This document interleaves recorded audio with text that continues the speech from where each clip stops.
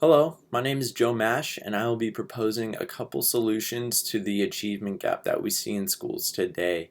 To give you a brief definition of achievement gap, it is the imbalance in achievement between student groups, and student groups are pertaining mostly to socioeconomic statuses, race and ethnicity, and even gender. And this can be academic achievement or even behavioral management issues that we see in the classroom. So, moving forward with a couple of the solutions that I came up with, my first one being the relationship that you have with your students. I think this is the biggest and most important one, even though it may seem pretty small and just really easy to do. It's one of the hardest things as a teacher to do is to develop a really strong relationship with your students.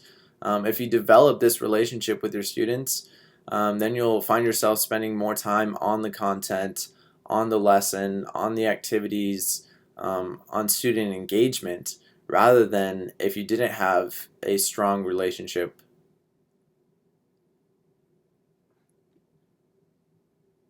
Rather than if you didn't have a strong relationship with your students, you'd find yourself spending more time on classroom management and trying to keep your students in line and make sure that they're on task.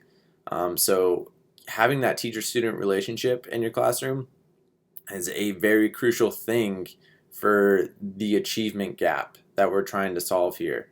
Another very important thing is providing the necessary resources for your students. And I know a lot of teachers may not have access to certain resources or may not be able to purchase certain resources, but we do have the ability to apply for grants, and grants are very important for teachers in the education field. They can get you anywhere from simple supplies for your students, such as pencils, notebook papers, glue sticks, anything like that, all the way up to iPads, laptops, smartboards for your classroom. And these are just resources that better benefit your classroom, and they help engage your students, they help engage learning, and they're more attributed to diverse learners as well.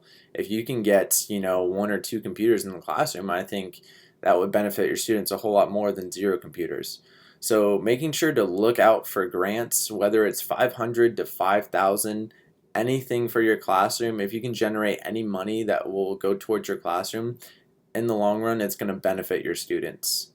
So overall, my main goal with these solutions is to make sure that the students aren't necessarily just performing inside the classroom, but I would like to see them performing mostly outside the classroom. I want to see that hidden curriculum involved with them.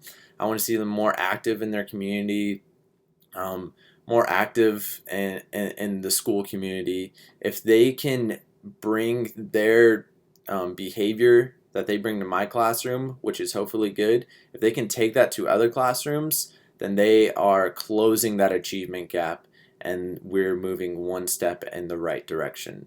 So, thank you again for listening, and those are a couple solutions on the achievement gap.